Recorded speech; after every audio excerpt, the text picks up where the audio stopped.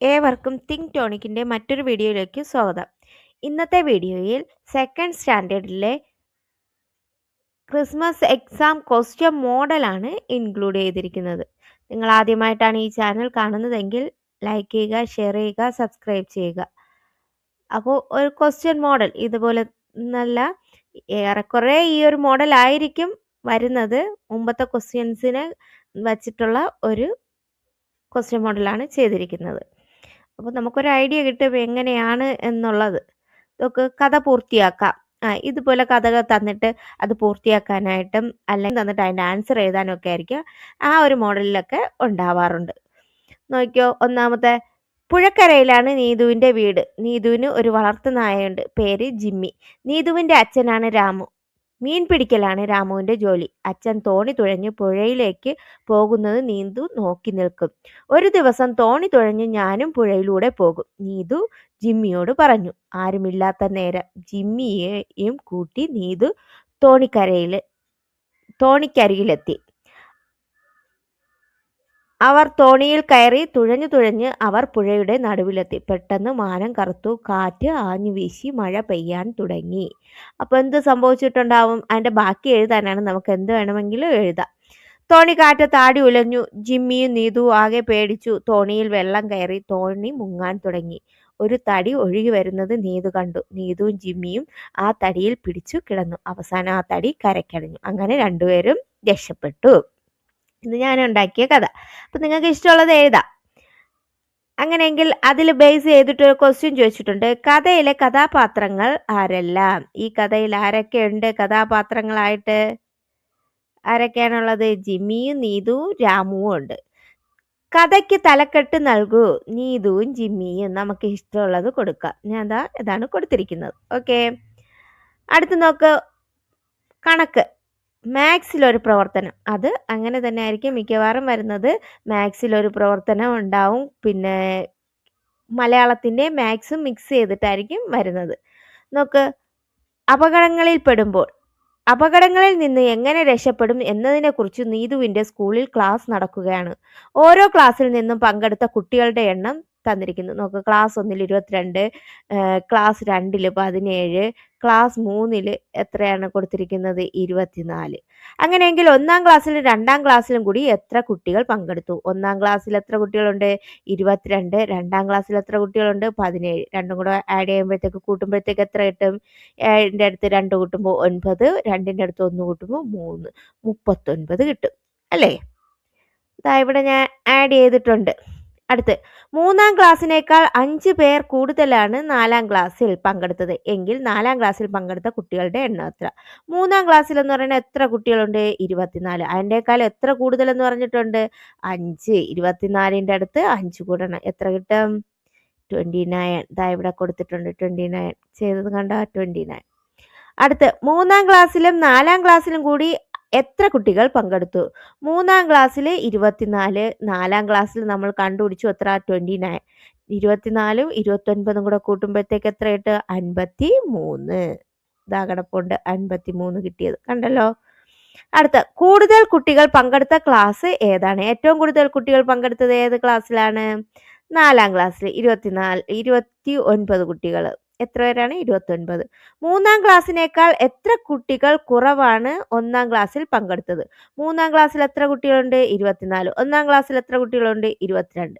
അപ്പോൾ 24ൽ നിന്ന് 22 കുറച്ചാൽ എത്ര കിട്ടും? 2. ഇവിടെ കൊടുത്തിട്ടുണ്ട് 2 ആൻസർ. ഈ കാൽക്കുലേഷൻസ് എല്ലാം ഈ സൈഡിൽ തന്നെ കൊടുത്തിട്ടുണ്ട്. നിങ്ങളതൊന്ന് നോക്കി മനസ്സിലാക്കുക. ഓക്കെ, അടുത്ത പ്രവർത്തനം നോക്കാം.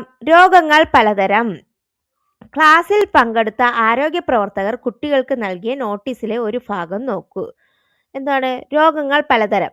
ക്ഷയം, ചിക്കൻ ഗുനിയ, തലവേദന, മന്ത്, വയറുവേദന, മലമ്പനി, ജലദോഷം, കോളറ, കോവിഡ്, പ്രമേഹം, എലിപ്പനി, ടൈഫോയിഡ്, പല്ലുവേദന, വയറിളക്കം, വാദം, അങ്ങനെ പല രോഗങ്ങൾ കൊടുത്തിട്ടുണ്ട്. രോഗങ്ങൾ വരാതിരിക്കാൻ കരുതലാണ് പ്രധാനം. രോഗങ്ങൾക്കെതിരെ ജാഗ്രത, അങ്ങനെ ഒരു ഇതും കൊടുത്തിട്ടുണ്ട്.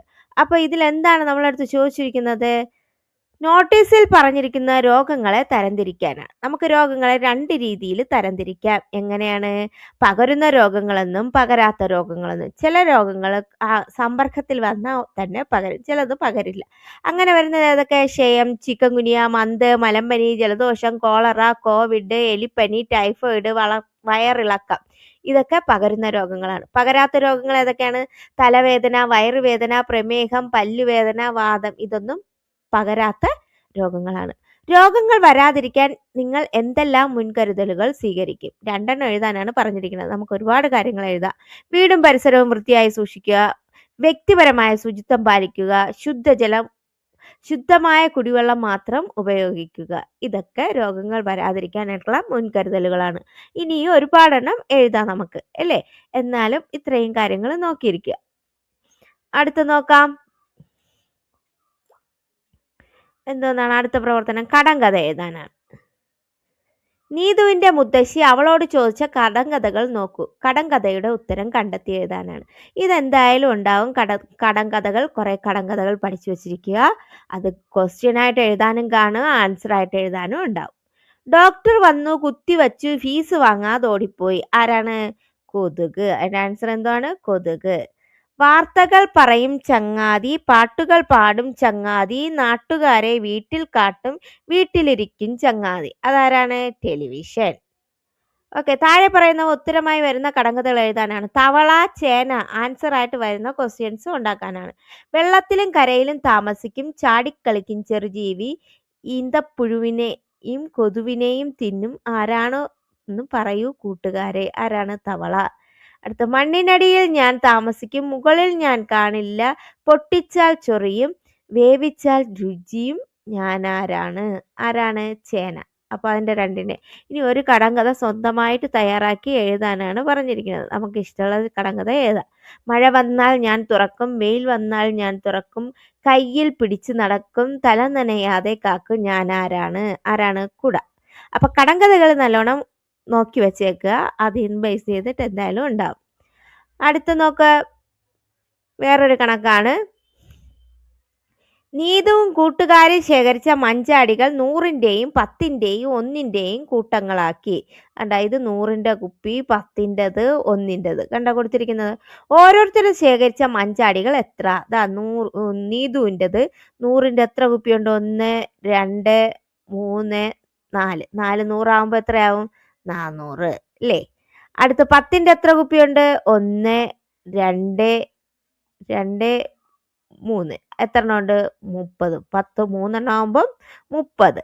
അടുത്ത് 1ന്റെ എത്ര എണ്ണം ഉണ്ട്? 1, 2, 3. 3. അപ്പൊ എത്ര വരും?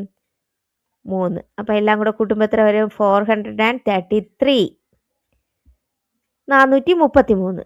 അടുത്ത് അതുൽ ശേഖരിച്ചതാ 100ന്റെ എത്ര കുപ്പിയുണ്ട്? 1, 2, 3. 300 ആവുമ്പം 300. അടുത്ത 10ന്റെ എത്ര ഉണ്ട്? 1, 2, 2. 2 10 ആവുമ്പോൾ 20. 1ന്റെ എത്ര കുപ്പിയുണ്ട്? 1, 2, 3, 4. 4. അപ്പൊ എത്ര? 320 പ്ലസ് 4, 324. ഓക്കെ, ക്ലിയർ ആയോ? അടുത്ത് നോക്ക്. ഇനി ഫൗസിയ 100ന്റെ എത്ര കുപ്പിയുണ്ട്? 1, 2, 3. 300, 300. ഇനി 10ന്റെ എത്രയുണ്ട്? 1, 2. 2 10 20. ഇനി 1ന്റെ എത്രയുണ്ട്? 1, 2, 2. എല്ലാം കൂടെ ആഡ് ചെയ്യുമ്പോഴത്തേക്ക് 322. 322. അടുത്ത് തോമസിന്റെ 100ന്റെ 2 കുപ്പി 200. 10ന്റെ 1 കുപ്പി 10. 1ന്റെ എത്ര കുപ്പിയുണ്ട്? 4. അപ്പൊ എങ്ങനെ വരും? 214. ഇനി ഈ കണ്ടെത്തിയ സംഖ്യകളെ ആരോഹണ ക്രമത്തിൽ എഴുതാനാണ്. ആരോഹണ ക്രമം എന്ന് പറഞ്ഞാൽ ഏറ്റവും ചെറുതിൽ നിന്ന് ഏറ്റവും വലുതിലോട്ട് എഴുതാനാണ്. ഏറ്റവും ചെറുത് ഇവിടെ 214 അത് ആദ്യം എഴുതി. അത് കഴിഞ്ഞിട്ട് 322, പിന്നെ 324, പിന്നെ 433. നമുക്ക് അങ്ങനെയാണ് കിട്ടിയതല്ലേ? 433, 324. ഏറ്റവും ചെറുത് അപ്പൊ ഏതാണ്? 214, 322, 324, 433. ഓക്കെ, അടുത്ത പ്രവർത്തനം നോക്കൂ. കുഞ്ഞുറുമ്പിന്റെ യാത്ര. തെളിഞ്ഞ ആകാശം, കാട്ടിലെ കാഴ്ചകൾ കാണണം, കുഞ്ഞുറുമ്പിന് മോഹം. പച്ചിലക്കൂട്ടിൽ നിന്നു അവൾ പുറത്തിറങ്ങി. ഇളം കാറ്റ് വീശി, ഇലത്തുമ്പുകൾ ഇളകിയാടി. കാട്ടുപൂക്കളുടെ സുഗന്ധം. ഹായ്, പുൽക്കൊടിയിൽ തിളങ്ങുന്ന മഞ്ഞുതുള്ളി. ഒന്ന് തൊട്ടാലോ? കുഞ്ഞനുറുമ്പ് പതിയെ മുന്നോട്ടു നീങ്ങി. തൊട്ടില്ല, അവൾ കാല് തെറ്റി പുഴയിൽ വീണു. കുഞ്ഞനുറുമ്പിന് പേടിയായി. അതാ ഒരു ഇല ഒഴുകി വരുന്നു. കുഞ്ഞനുറുമ്പ് ഞൊടിയിടയിൽ അതിൽ കയറി. ഇല കുഞ്ഞനെറുമ്പിനെയും കൊണ്ട് മുന്നോട്ടു നീങ്ങി. അവൾ നാലുപാടും നോക്കി. മാനമുട്ട ഉയർന്നു നിൽക്കുന്ന മലനിരകൾ, പുഴയിൽ നീന്തി കളിക്കുന്ന മീനുകൾ. ഇലയിലിരുന്ന് കുഞ്ഞനുറുമ്പ് ചുറ്റുമുള്ള കാഴ്ചകൾ ആസ്വദിച്ചു. ഇവിടെ കുറച്ച് ക്വസ്റ്റ്യൻസ് തന്നിട്ടുണ്ട്. ഈ പാരഗ്രാഫിൽ നിന്ന് ഉള്ള ക്വസ്റ്റ്യൻ, പാരഗ്രാഫ് ബേസ് ചെയ്തിട്ടുള്ള ക്വസ്റ്റ്യൻ ആൻസർ ആണ് എഴുതാനുള്ളത്. കുഞ്ഞനുറുമ്പിന്റെ മോഹം എന്തായിരുന്നു? കാട്ടിലെ കാഴ്ചകൾ കാണണം തന്നല്ലോ. ഇതിൽ തന്നെ കൊടുത്തിട്ടുണ്ട്. അത് നോക്കി അങ്ങ് എഴുതിയാൽ മതി, അക്ഷരത്തെറ്റൊന്നും ഇല്ലാതെ എഴുതാം. അടുത്ത്, ഇലത്തുമ്പുകൾ ഇളകിയാടിയത് എപ്പോൾ? ഇളം കാറ്റ് വീശിയപ്പോഴാണ് ഇലത്തുമ്പുകൾ ഇളകിയാടിയത്. ആ ഒരു വരി അങ്ങോട്ട് എടുത്ത് എഴുതിയാൽ മതി. എങ്ങനെയാണ്? ഇളം കാറ്റ് വീശി ഇലത്തുമ്പുകൾ ഇളകി ആടി. അടുത്ത ക്വസ്റ്റ്യൻ എന്താണ്? പുൽക്കൊടിയിൽ തിളങ്ങുന്നത് എന്താണ്? മഞ്ഞുതുള്ളി. അത് അതിൽ തന്നെ ഉണ്ട്, മഞ്ഞുതുള്ളി, തിളങ്ങുന്ന മഞ്ഞുതുള്ളി. ഓക്കെ. അടുത്ത ക്വസ്റ്റ്യൻ എന്താണ്? പുഴയിൽ വീണ കുഞ്ഞനുറുമ്പ് രക്ഷപ്പെട്ടത് എങ്ങനെ? ഒരില കണ്ടു, അതിൽ കയറി രക്ഷപ്പെട്ടു അല്ലേ?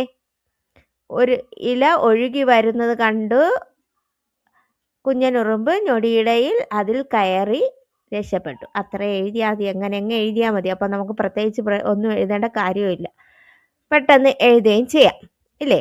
മാനമുട്ട ഉയർന്നു നിൽക്കുന്നത് എന്താണ് മാനമുട്ട ഉയർന്നു നിൽക്കുന്നത്? മലനിരകൾ. അത് തന്നെ ഉണ്ട്, കണ്ടോ?